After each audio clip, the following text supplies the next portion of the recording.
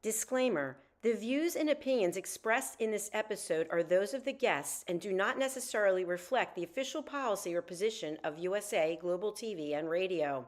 The content presented is for informational purposes only and is intended to foster open discussion and debate. Viewer discretion is advised. USA Global TV and Radio does not endorse any particular viewpoint and encourages viewers to seek out additional information and perspectives. Saving America with Dr. David D. Schein.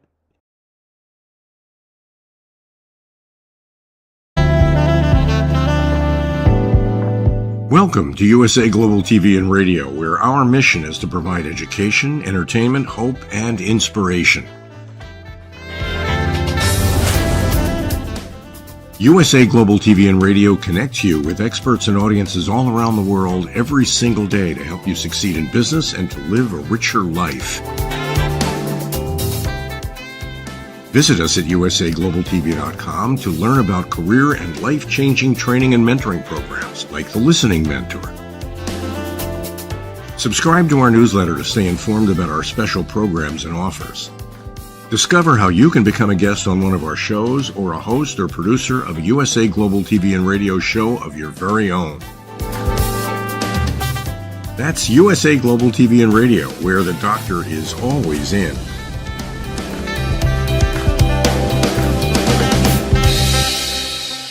Welcome to Saving America. This is your host, Dr. David D. Schein. Trump charges into Washington with a full head of steam. Trump gave an interesting and animated inauguration speech. The event was moved indoors, reportedly due to weather, but numerous reports indicated that security with the traditional outdoor venue was a major concern. Certainly, I hope with major changes at various federal agencies, Americans can anticipate that their president and the rest of us will be safe. Of particular note was his thank you to the large number of minorities who supported him in the election. He also previewed many of his promised executive orders. I cannot cover all of them here, but some of the biggies of the 100 or so from the first couple days. He halted 78 Biden-era executive actions. This was fully expected and is pure common sense, something lacking with Biden and his handlers. Withdraw from the Paris Climate Accord. This was a terrible deal, and Biden should never have reversed Trump's initial removal from this deal. China wants to be treated like a developing nation for this deal while trying to be big dogs on the international scene. Hey, they can't have it both ways. He pardoned about 1,500 people criminally charged in the January 6th Capitol protest while commuting the sentences for 6. This was fully expected and, of course, was made easier by the disgusting Biden pardons. He rescinded the 2021 Title IX order, which bans discrimination based on gender identity or sexual orientation in education programs that get federal funding.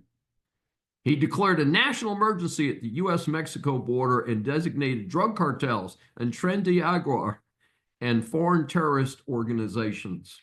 He reversed Biden's recent removal of Cuba from the U.S. state sponsor terrorism list.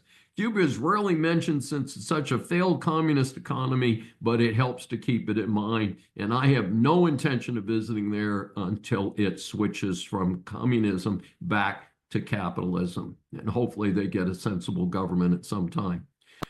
He ordered federal employees back to work in the office 5 days a week and ordered a federal hiring freeze, including exceptions for posts related to national security, public safety, and the military.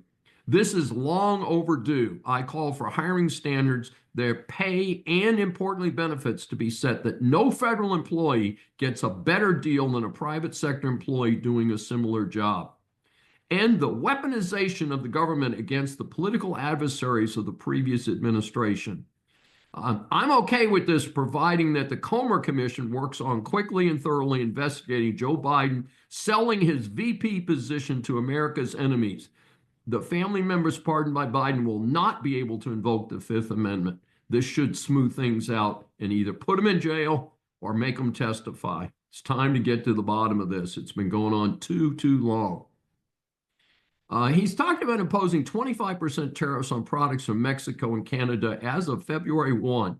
This trashes his famed USMCA from his first term. US, Mexico, and Canada joint trade agreement, and I have some real concerns about whether this can be done without demoing the whole USMCA. So let's see what happens there.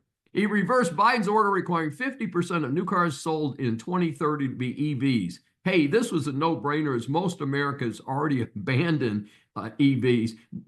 The Tesla and some of the other electric vehicles, people are very happy with them, but there's a limit to what they do and how people react to them. I don't think they're the ultimate solution, and I do favor getting away from gasoline-powered cars or diesel-powered vehicles, but I think we need something better. He proclaimed something that I think we all know from high school science. There are two biological sexes, male and female. Basic biology, folks, and the parents will be dancing at home as this will become mandatory in the out-of-touch public schools across America. End DEI within federal agencies. The private sector, as usual, is head of this with many recent announcements dumping DEI. This was discrimination, pure and simple, and it's a good idea to have true equal opportunity in hiring. He establishes the Department of Government Efficiency, DOGE, which of course has attracted a lot of attention under Elon Musk. Major crackdown on illegal aliens who commit crimes. This has been mostly the headline story under Tom Homan, who I have a great deal of confidence in. And again, they're not going to deport 10 million aliens. They're going after the 300,000, which is a ridiculous number of criminal aliens who are still in the United States. It's time to either lock them up or pack them out of here. Withdraws the U.S. from the global minimum tax agreement. Folks, I missed this one in 2021, but Biden and his crew got screwed again in international deals by agreeing to a minimum 15% cross-country tax, and somebody claimed that they were going to give America its fair share. Yeah, nonsense. He ordered the Attorney General to pursue the death penalty for the killing of law enforcement officer or any capital crime committed by an illegal immigrant. Hey, I'm a staunch supporter of the death penalty. We must switch our justice system to protect the public and especially the victims and their families. He withdraws the U.S. from the World Health Organization. This makes sense given the U.S.'s disproportionate financial support of an agency that often looks very anti-American. He revoked the security clearance for ex-National Security Advisor John Bolton. I think that's kind of personal. And 51 intelligence officials who said Hunter Biden's laptop bore classic earmarks of Russian disinformation. This is the old payback is hell situation, and well earned by the clowns he listed. This one I don't really care about. He says he renamed the Gulf of Mexico to the Gulf of America. Yeah, but on Alaska's Mount Denali, no, it was never Mount Denali. It's been Mount McKinley since Alaska became part of the United States. It is Denali National Park, and Mount McKinley sits in it, and I certainly agree with that designation. It's the one that I understand as a longtime American. Biden only had a few days left in office after the Supreme Court said that they would uphold Congress's decision to ban Chinese ownership of TikTok in the United States. But one of my concerns here is a number of the people in anticipation of TikTok failing have gone to something called Red Note, which is also under the control of the communist Chinese, and that's not helping out. In Trump's case, he said he feels like a lot of younger people voted for him because he deliberately used TikTok. I disagreed with that decision. I think he could have used Instagram, Facebook, X, and so forth, and done just as well. So, but in any event, Trump has announced he's not going to enforce the ban on TikTok ownership by China for 75 days. 4 separate suits were filed on Inauguration Day to stop DOGE. The key issues here are that unions of the federal employees want to protect their cushy jobs despite the enormous and growing federal deficit. The first suit was brought by Public Citizen, State Democracy Defenders Fund, and the American Federation of Government Employees. No surprise there. A suit was brought by the Center for Biological Diversity, apparently harassing Trump over the climate change hoax. The third one was brought by national security counselors. Their slogan is shining a light into the corners of the national security community and helping those who live there. Given Trump's promise of full transparency, this might just be reinforcing the Trump plan anyway. Number 4 was brought by the American Public Health Association, American Federation of Teachers, a commie operation in my opinion, Minority Veterans of America, Vote Vets Action Fund, the Center for Auto Safety, Citizens Responsibility, and Ethics in Washington. The suit attempts to block DOGE on the basis that the gravy train for some of these groups will be cut off. I do want to note that I'm a lifetime supporter of vets. However, even there, just about every federal agency is failing at its job while costing ridiculous amounts of our hard-earned money. And of course, all the feds can borrow on top of our hard-earned money. Time to get things running a little bit better. So let's see if we can make things provide better services but spend less money. What a unique concept. That's what we have to do in the private sector, folks. Mario Rubio has already been confirmed for the new Secretary of State position. This was expected to be an easy appointment and confirmation, and it was. It could be a good omen for various other candidates, and they seem to be doing well in their hearings. Still facing uncertainty are 3, RFK Jr., Tulsi Gabbard, and Kash Patel. I have mixed emotions about RFK Jr., but I think the Democrats would get what they deserve if they put RFK in the U.S. government under Trump. Tulsi Gabbard and Kash Patel, good people. I think they could do a good job. I believe Trump has done a much better appointment job than the last time. Trump has announced he'll be replacing about 1,000 political appointments. He's already canned a few folks, including the admiral heading the Coast Guard. She was much more concerned with DEI than having an effective Coast Guard. Footlocker is closing more stores. I previously mentioned that Footlocker would be closing some of its 2,400 stores. Well, they have announced they will add another 400 stores to the list being closed. By the way, its brand includes 125 Champ Sports. As I mentioned in previous reports, many large multi-unit operations have been cutting back as the economy changes rapidly. Others include Walgreens, CVS, GameStop, TGI Fridays, Walmart, Pizza Hut, Best Buy, Applebee's, and so on. It's a long list, folks. Interestingly, Foot Locker will be opening larger stores in the future, and the new format stores will exceed 400 locations. So they're going to close a bunch, including the previous announcement, but they're going to be adding these new big fancier stores they're hoping will attract more people. Also on the business front, the Wall Street Journal announced that mortgage rates have topped 7% for the first time since mid-2024. This is a bad omen for the 2025 housing market, which has been struggling for quite a while. Keep in mind that the housing market is actually very important to the overall U.S. economy. We often focus on retail sales, but the sales and the construction of houses is equally important. Of course, the irony of Joe the Dementia claiming that he left the country in good shape, not so true, of course, as we all know, as we all hunt around and look at our couches for a few extra quarters to make sure we can pay the bills. The housing market's a key indicator, as I said, and not leaving 2024 in good shape. Ghost jobs becoming a large problem in the employment world. This is an interesting story from KTRH. Story relates that many of the jobs posted are not real jobs. So an applicant applies for what could be the perfect job, never hears anything. The job posting, however, is still there. So this is the world of ghost jobs, the time spent filling in the blanks, especially applicants with experience and degrees, never hear anything. The article cites a workplace expert who estimates that 30 to 40% of job postings are fake. So why would this be happening? Maybe the employer forgot to take it down. Maybe they hired someone. On the dark side, the article suggests that job postings could give investors the illusion of growth for those employers. There can be long-term consequences where applicants learn to avoid certain employers, so they lose out, the companies lose out on the best talent. Also, if this is really false posting for investor flash, then there could be legal consequences like investigations by the Securities and Exchange Commission. One of the suggestions was to review LinkedIn and other sources to see if the employer that has posted the job really has some hiring activity going on. So do some additional online research to see what the current financial reports are for larger companies. Of course, that's not always true for smaller companies. For the eager job seekers, ghost can be a real problem. Our series of interviews for Saving America establishes that the world is full of interesting people.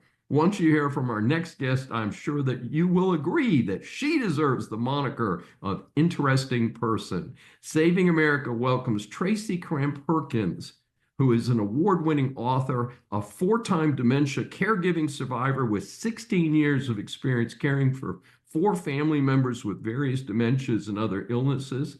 It is her mission to supply caregivers with the proven shortcuts to reduce the stresses of dementia care. Tracy teaches hands-on solutions for reducing repetitive questions, meltdowns, and wandering.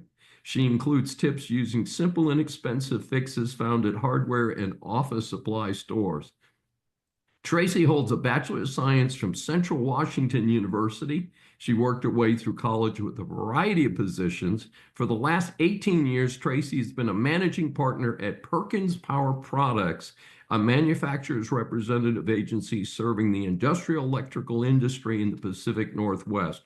Prior to forming Perkins Power, for 11 years, she worked her way up the ranks from the laboratory administrative assistant to the regional laboratory director for Bureau Veritas, Industries and Facilities Division in Seattle, Washington. She is the author of Dementia Home Care, How to Prepare Before, During, and After, and is the host of the Dementia Home Care Show on the USA Global TV and Radio Network, one of our networks for this show, Saving America.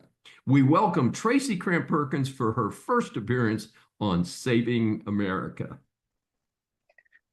Thank you very much for such a wonderful introduction, Dr. Dave. I really appreciate that. Hey, we want people to know what a super person you are. As you know, we asked three formatted questions based on our research. And our first question is, your book covers so many topics. Why is it important to have such a resource when dealing with a person with dementia? Well, no one is born knowing how to care for someone with dementia. And with most of us, we don't even know what to do or recognize what dementia is until it's well into the disease. And by that time, there's not a lot of support tools advertised out there that is really in general knowledge. And what happened with my family and me is I got a panic phone call from my younger sister. She said that my dad was unconscious on the floor of his living room. And when he woke up a week later in the hospital, he was diagnosed with moderate Alzheimer's disease. So it really caught us off guard. And because we didn't have all the paperwork in place properly, I didn't have the right power of attorney to take him out of the hospital, and they refused to let me take him home. He ended up on a 6-month journey, going from facility to facility uh, with the dementia without them allowing us to bring him home. And he knew that he was more advanced than what was going on around him, that he could still figure things out. And so he would figure out how to escape. And from each facility, he escaped 5 times because he's a very, very intelligent man. And on the 5th escape, they would eject him. There was one point, or I should let me back up. They were giving him medications to make him more compliant.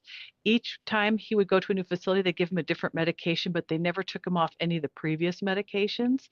So at one point, he actually threatened to kill his roommate because he had a hallucination that his roommate, who was bedridden, was threatening him. And so that landed him in a geriatric psych hospital. And because we, as the family, didn't understand what was going on around us, we got rather aggressive with the people that were caring for him because we didn't understand how hard it was for them. We didn't have any compassion because we had no understanding. And so they refused to tell us where he was sent. And so we ended up spending 4 hours calling every hospital in 3 counties until we found him. And so we had, like I said, a 6-month journey. He ended up going to 5 additional facilities and 1 more trip to the geriatric psych ward before we could bring him home. So we got a trial by fire in learning how to navigate the medical system, how to navigate the legal system, because we had to get the power of attorney, and we shortcutted it. Most people can't get it that fast. 6 months is incredibly quick through the legal system. It's just lucky I am local to where my dad was. People knew him, they felt bad, and they helped him. So that part was very helpful. And I can't say that will happen for everybody, but every time I failed while I was caregiving, it took the book you're seeing behind me. It took me, that's the 25% that worked, because the 75% that went up in flames, that didn't make it into the book. And I covered every single little step for every failure I went through. And some of the things I didn't even go through, like elder abuse, but it was an important topic to cover. So there's a lot of things in the book. That's pretty amazing. And I assume there's a little footnote here for all of us that the time to do those power of attorneys and wills and no recourse paperwork is while you've still got all of your faculties. Yes. And the other part to that is let's talk about fear, because fear is false evidence appearing real. And people keep putting it off, thinking, oh, this will never happen to me. Thinking that if they put it off, then they can avoid it entirely. And what that does is that ends up with whoever is left behind, whoever is taking care of your legal work later, has to straighten all this out. And if they don't have the legal documents in place, it makes it very, very difficult for your family members or loved ones to carry out your wishes. And if they don't know your Absolutely. wishes, they can't honor them. Absolutely. Very well said. And then our second question was, have you found that some persons with dementia simply cannot be taken care of at home and must be institutionalized? Yes, and there's several different reasons this can happen. One of them is if the care partner, let's say it's been a couple that's been married 58 years, and the care partner dies, then the only place they can go is to be institutionalized. If they have a health issue that is beyond somebody's ability to care for them, they could end up being institutionalized. So there's several different routes to end up having somebody in a skilled care facility because they need the extra help. And it isn't a failure on the part of the caregiver. It's too much for the caregiver to take care of themselves. Because again, we're not born knowing how to be dementia care providers. We're not born being medical practitioners. You learn by failure. You learn by step trying to get through it. And in those cases, one of the things that kind of cursed me anytime I see the word institutionalized, and I was thinking about your 6 month struggle, is what did the medical bills look like? Well, that was a very interesting question that you asked because my mom had cancer. They hit, before she died, they hit the insurance ceiling. This was before Obamacare. And so they lost everything. All they lost their home, all their life savings, everything to paying off the bills for that. My dad ended up by the time he was in the hospital in Medicaid. And so he had Medicaid and Medicare. So that and my sister's grand skill of getting grants, we were able to cover all of their expenses. Otherwise, we couldn't have. And today, it's really wonderful. Today, there are more people giving grants to help people with care, including places like, oh gosh, um, Hilarity for Charity.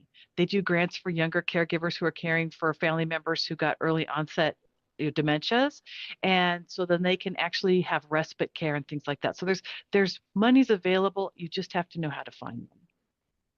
And of course, you mentioned something that's a very special area, which is early onset dementia or early onset Alzheimer's, which is a very aggressive form of the disease. And usually, my understanding is the survival situation is very short, 6 months to a year. And we think of dementia as something, and not to be political, but what we see on the international stage with Joe Biden, who clearly is showing signs of dementia, couldn't find his way up the stage and stuff.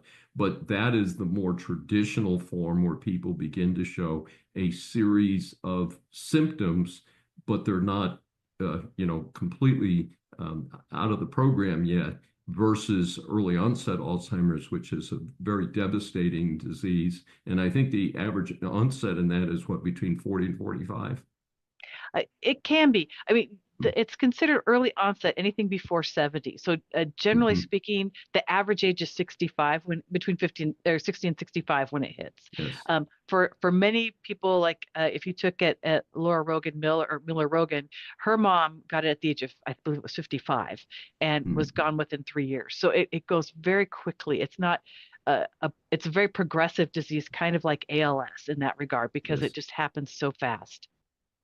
I was at a networker a few days ago, and 80-year-old gentleman sitting next to me mentioned that he had lost his first wife due to ALS. And of course, that's a very rapidly moving and devastating disease, also known as the baseball player's disease. It's a very, very sad situation. And our third question, what can people learn from your webcast on the USA Global TV and Radio Network?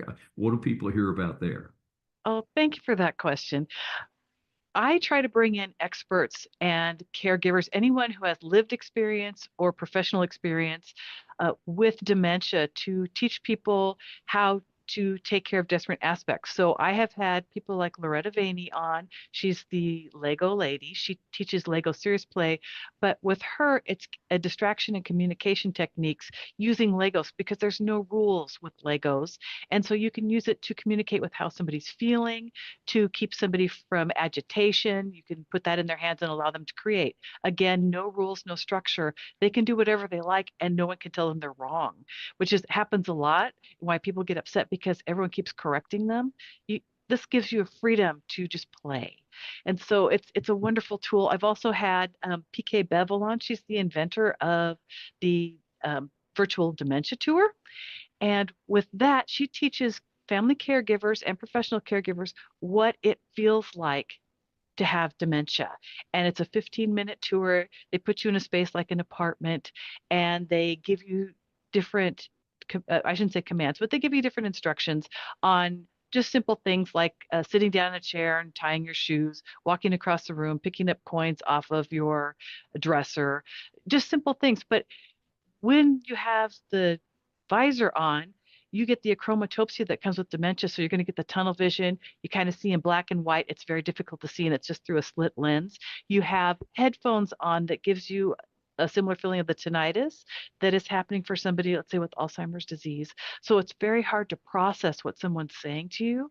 They put in the gloves to make it difficult for you to feel so that you understand what the nerve degeneration is like.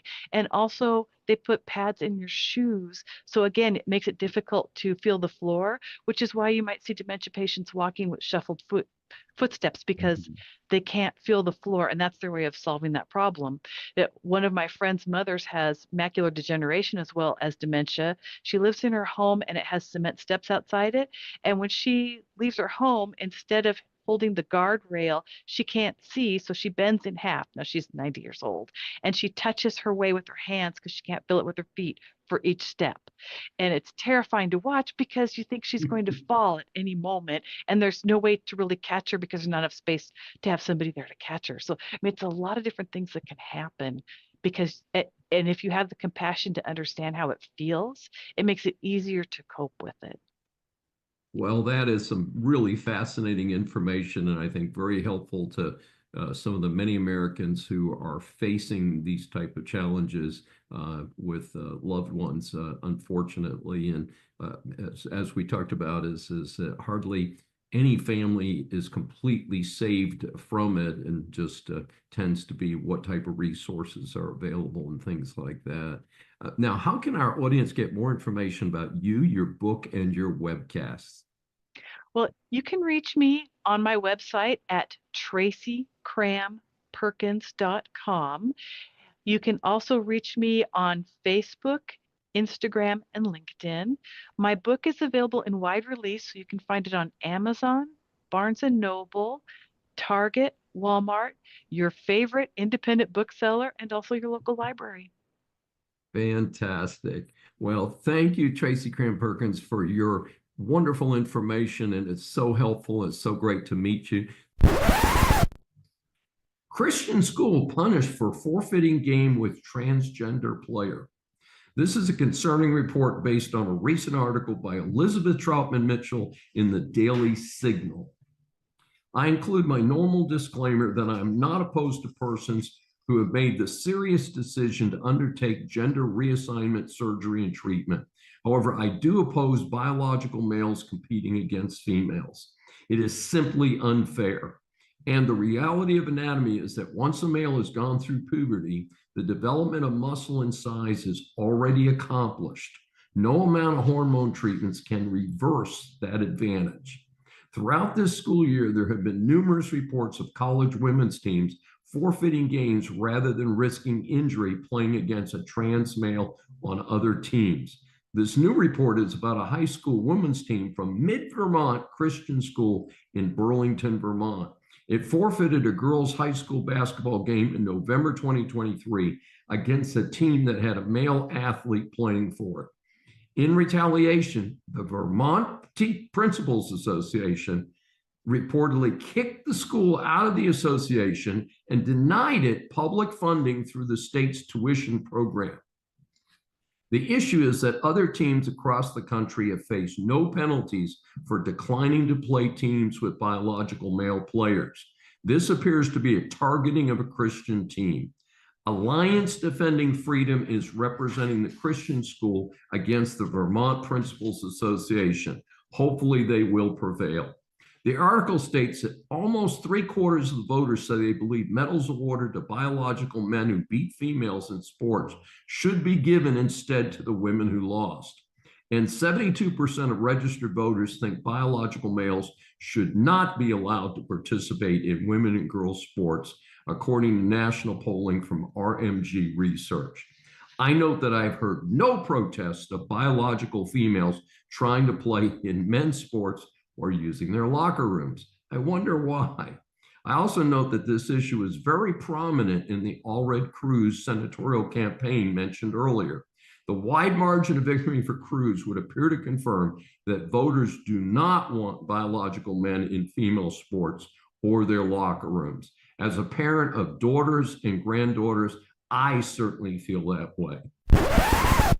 Business students, business persons, or consumers, business law impacts much of what you do. This segment is designed to help you get past the headlines on key stories. The U.S. Supreme Court strikes down an injunction preventing the government from pressuring big tech to suppress free speech. In a ruling that may surprise many who follow SCOTUS, the conservative-dominated court did not delve into the allegations of the case of Murphy v. Missouri, which was brought against the government by Attorney General of Missouri and others, including activist Jill Hines, who claimed injury due to the actions of possible censorship. The claim relates to COVID-19 commentary. During the recent pandemic, reportedly, social media outlets were directed by agents of the federal government to suppress stories that criticized the COVID-19 vaccines and other government mandates like the famous 6-foot rule and wearing masks and so forth.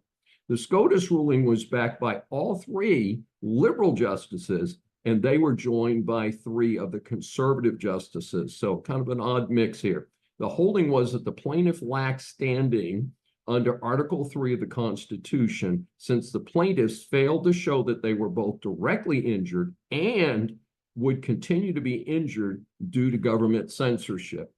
The 3 most conservative members of the court filed a very strong dissent in the case. Some of the language of Justice Alito, who wrote the dissent, is instructive. This is one of the most important free speech cases to reach this court in years. This evidence was more than sufficient to establish Hines standing to sue. Consequently, we are obligated to tackle the free speech issue that the case presents.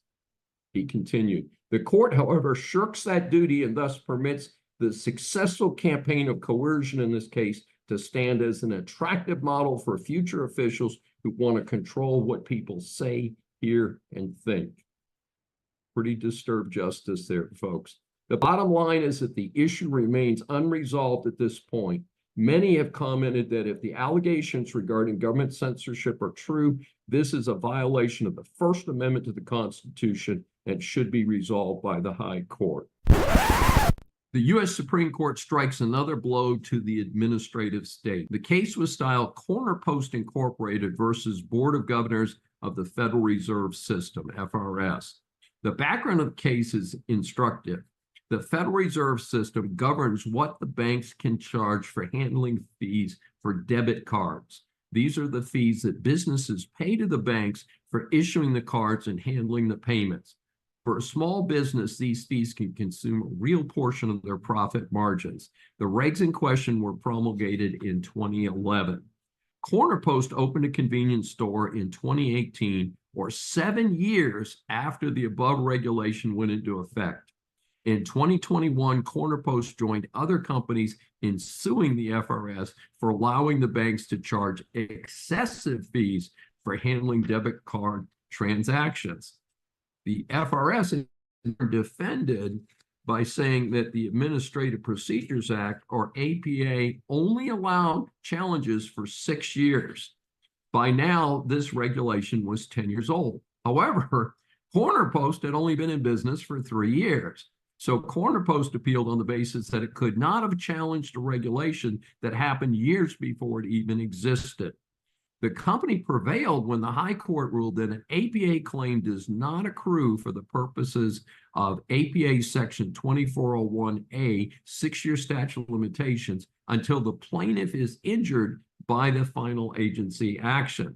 The court further explained that an APA plaintiff may not file suit and obtain relief until they suffered injury from that final agency action. The statute of limitations does not begin to run until there is an injury.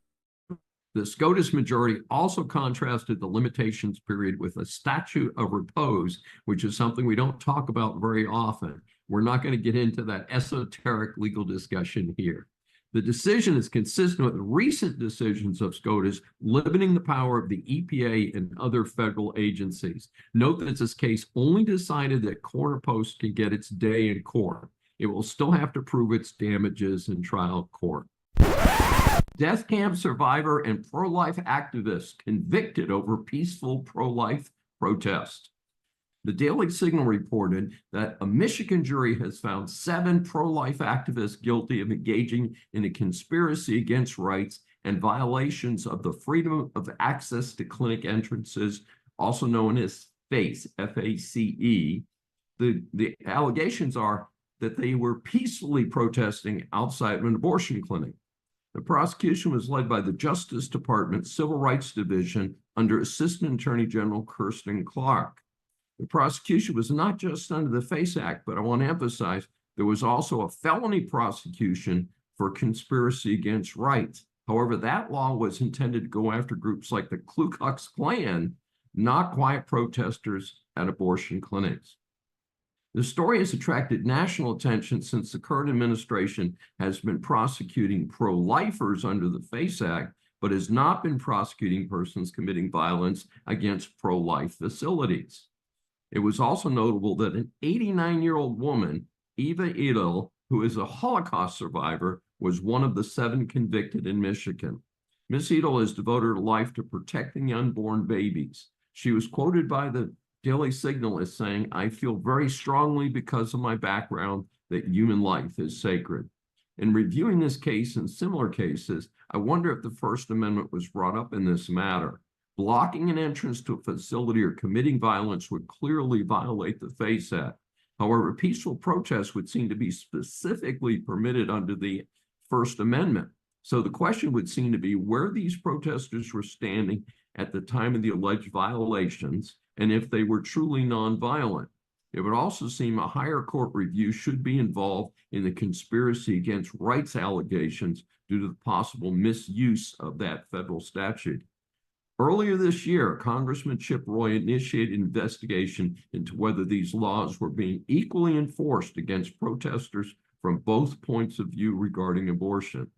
This is an ongoing story. The problem of squatters and owners' rights. As a property owner myself, it has caught my attention that throughout the United States, a problem has arisen. The term used is squatters. These are people who illegally occupy real estate that belongs to another person or company. In one report, some houses here in Texas that were vacant because they were bought to clear the way for a possible high-speed rail line were being occupied by squatters. This caused real problems for the nearby residents of homes that were not purchased by the rail company.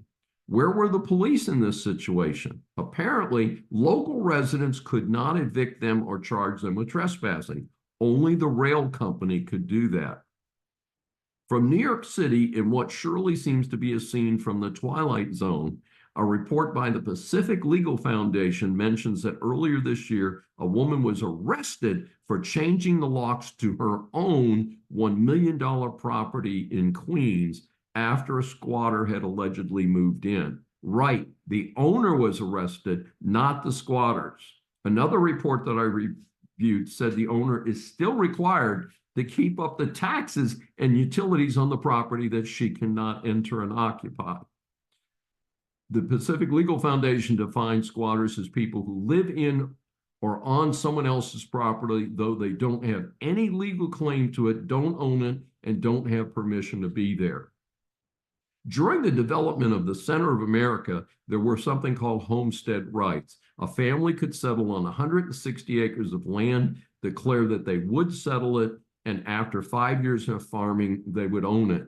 We also have adverse possession laws that vary from state to state, but those laws are very specific.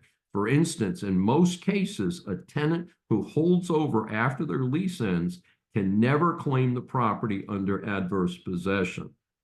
In these recent cases, the persons are often not following adverse possession rules, and in fact, the legitimate owners are trying to get them out of the properties.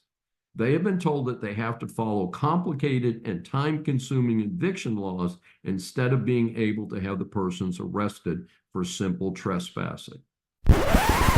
Saving America welcomes John R. Miles. He's an entrepreneur, award-winning podcast host, former U.S. Navy officer, and a Fortune 50 senior executive.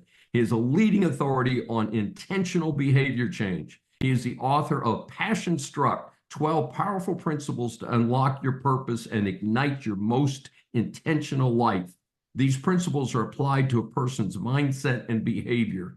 Miles discovered these by examining and interviewing successful professionals such as Mark Bainoff, David Rubenstein, Katie Milkman, Bernie Marcus, Yuri Levine, Marshall Goldsmith, Robin Sharma, Susan Cain, Sean Springs, Thaddeus Bullard, Elon Musk, Susan Wojcicki, Dwayne "The Rock" Johnson, Navy SEALs astronaut Chris Cassidy, and General Stanley McChrystal, who we see on the news occasionally. His book, Passion Struck, is a gold winner as recognized by the Nonfiction Authors Association. Our series of interviews for Saving America establishes that the world is full of interesting people. We welcome John Miles for his first appearance on Saving America. Oh, David, such an honor to be here, and love the name of your podcast and also your book that you wrote about on the same topic. Thank you so much, John. So let's get our audience up to speed on what you're up to. So you were describing a very specific area of expertise. Please share with the audience how you came to pursue this specific type of research. I think we are best positioned to serve the person who we once were.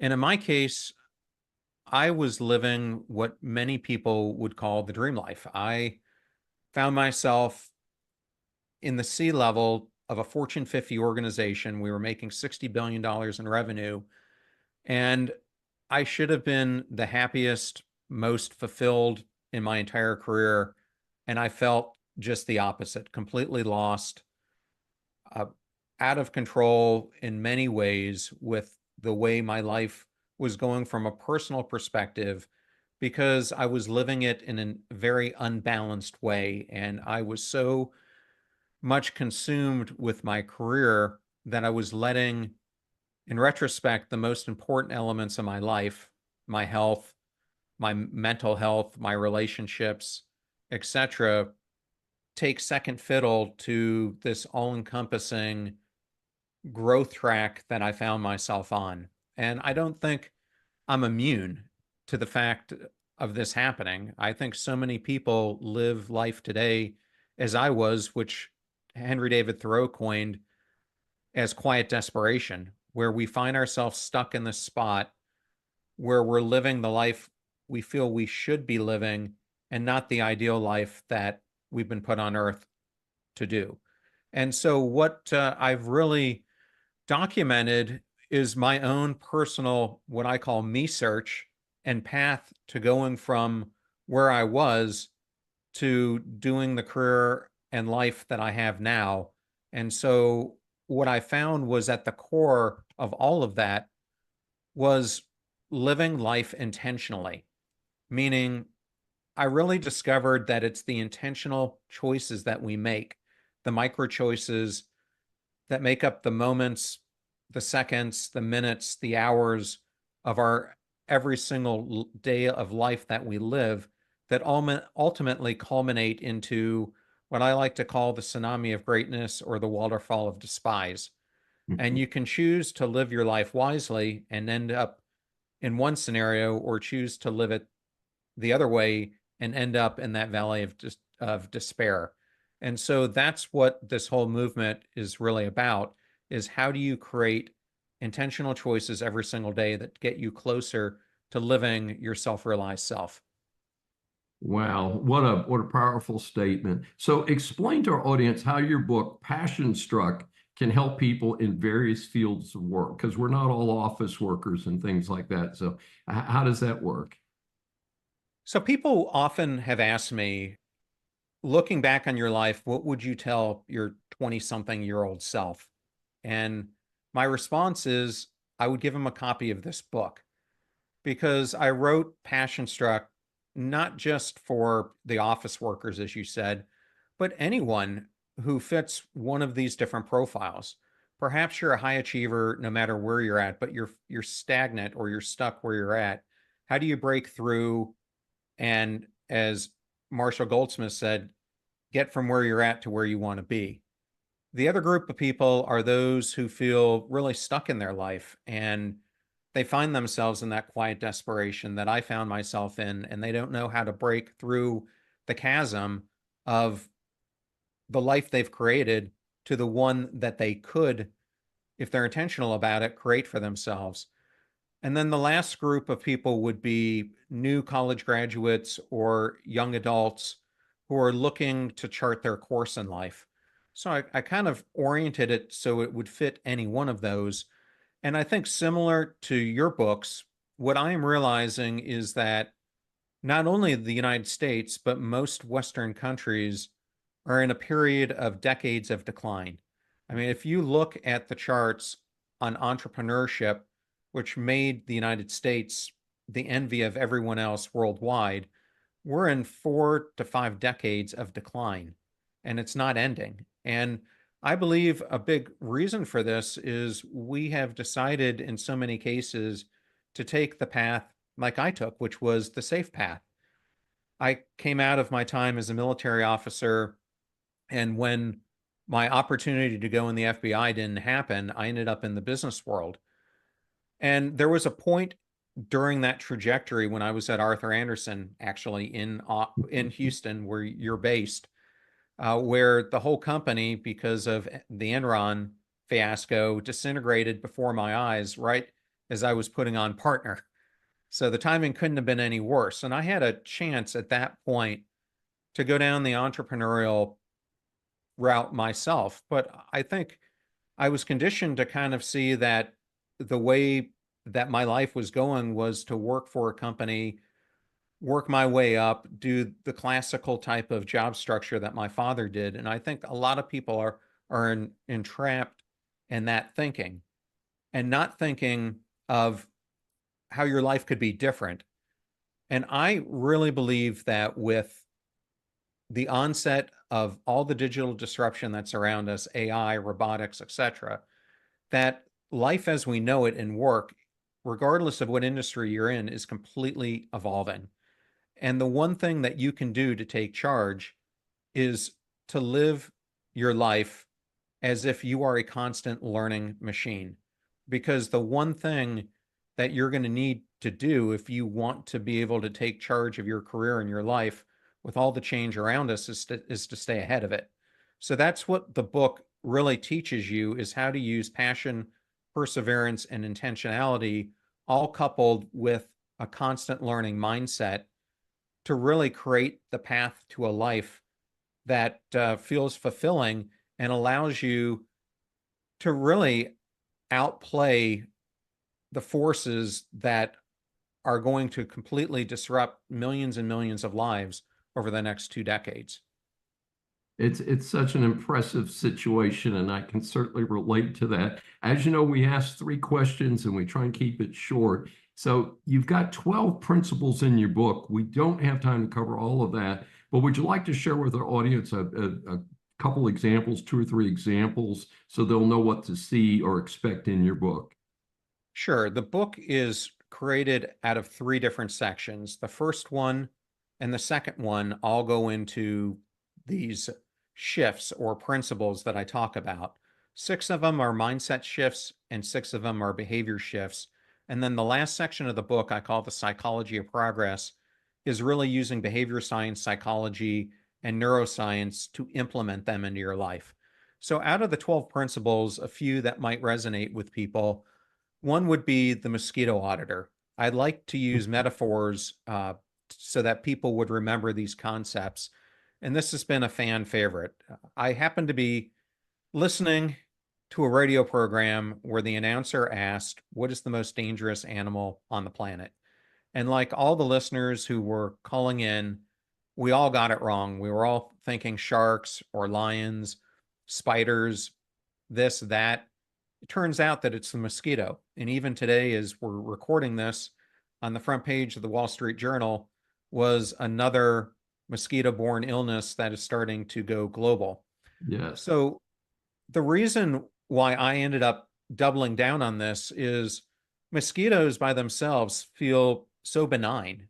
I mean, oftentimes we'll hear their buzzing, but we don't really take them seriously in much of the Western world because we get bitten, we have some itching, we don't think that they do much harm, but that's really not the case in much of the world where it's killing millions of people each year.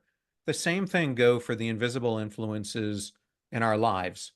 And I lay out in the book 3 different types of mosquitoes. They're more than this, but I thought this was 3 clear examples: the bloodsucker, the invisible suffocator, and the pain in the ass. So that is one chapter, and I write it in a way for your personal life, and I also go through examples for your career as well.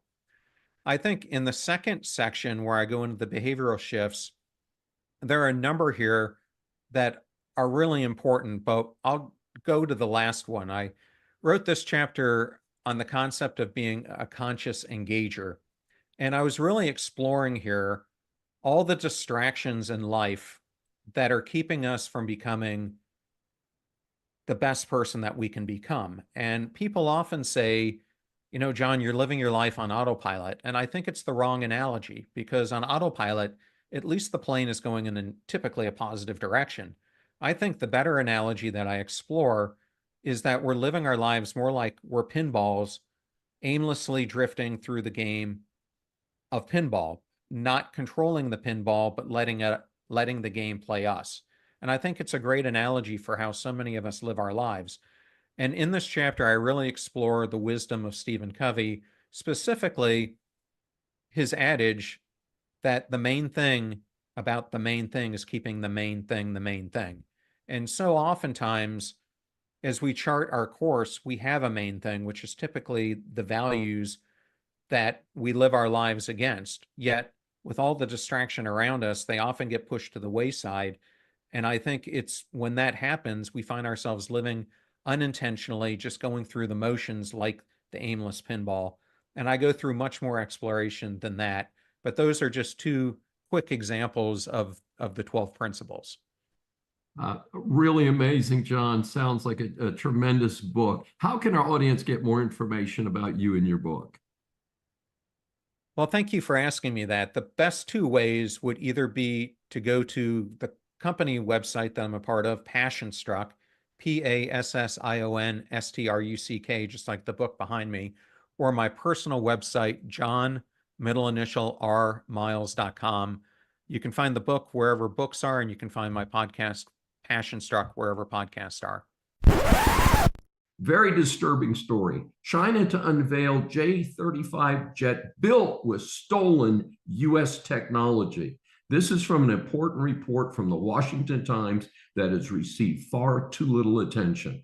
The story reports that Chinese military hackers stole more than 50 terabytes of data from U.S. government and defense contractor networks, data that included details of the F-35 stealth radar and engine secrets, as well as details of the F-35AN AAS-37 electro-optical distributed aperture system. Yes, folks, that's a mouthful. Many other critical aspects that were incorporated in the U.S. stealth jet have been taken by the Chinese. The Red Chinese first incorporated it into their J-20 jets and now into their J-35 jets. Anybody notice it's the same number even as we're using in the U.S. military? We have the best technology and we have to stop giving it away. People need to get fired, go to jail, and in the right cases, I favor military tribunals and prompt executions. I'm a staunch supporter of the death penalty, and saving our country from losing a potential future war with Red China is at that level, in my opinion.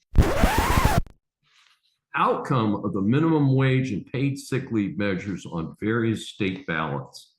Note that the federal minimum wage has been $7.25 since 2009, and I support either keeping it there or simply removing it. I get criticized for that from some quarters. Folks, I'm not mean, nor am I blind. I pay people that work for me well over that. Why? Because I pay the going wage for the specific work being done in this urban area where the cost of living is high. The bogus argument about a minimum wage needing to be a so-called living wage is that not all jobs can economically pay this artificially calculated amount. Further, the cost of living varies dramatically across the country and even significantly within state lines. Time and again, statistics establish that raising the minimum wage costs jobs for students and individuals lacking good work skills. So here's how the minimum wage and paid sick leave measures fared in a few states. This is based on a post-election report by NPR, their reporter Andrea Zhu. Alaska and Missouri approved ballot measures to raise the minimum wage and require employers to provide paid sick time to their workers. For Alaska, the minimum wage will gradually rise to $15 an hour by July 1st, 2027, up from $11.73 currently. That's the lowest on the West Coast.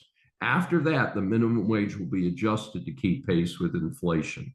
In Missouri, the minimum wage will gradually rise to $15 an hour by January 1st, 2026, up from $12.30 currently. Starting in 2027, an annual inflation adjustment will be applied. And the article notes that these are both so-called red states, meaning dominant Republican states. Hey, just because it's a dominant Republican state doesn't mean that the voters do smart things. Missouri and Alaska say yes to paid sick leave. In both Missouri and Alaska, employers will now be required to give workers 1 hour of sick leave for every 30 hours worked. Missouri provides some exceptions for small businesses. Oh, isn't that nice? Nebraska voters also approved a ballot measure giving workers the right to earn paid sick leave, but Nebraska's measure does not specify the rate of accrual. Note that Californians will again be voting to raise the minimum wage, but at the time of this recording, the outcome was uncertain, but leaning well towards rejection. I note that a large number of fast food restaurants closed as a result of California's high minimum wage at present. Hey folks, there's no such thing as free lunch. You can legislate paying more wages and benefits, but you cannot legislate businesses to have employees to pay it. I predict there will be less small business activity, more part-time work to avoid some of these coverages, and dramatically increased automation. Let's think about these things before we put them on ballots. And please, voters, think about the impact across the board when you vote for these things. Thanks for joining me for Saving America. If you have questions or comments, please find me on various social media sites. I'm Dr. David D. Schein, and I will see you next week. Welcome to USA Global TV and Radio, where our mission is to provide education, entertainment, hope, and inspiration.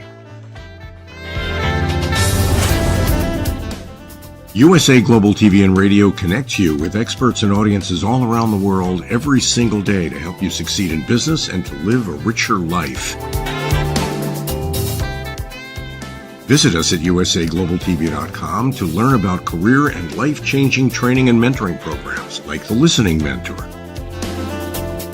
Subscribe to our newsletter to stay informed about our special programs and offers. Discover how you can become a guest on one of our shows or a host or producer of a USA Global TV and Radio show of your very own. That's USA Global TV and Radio, where the doctor is always in.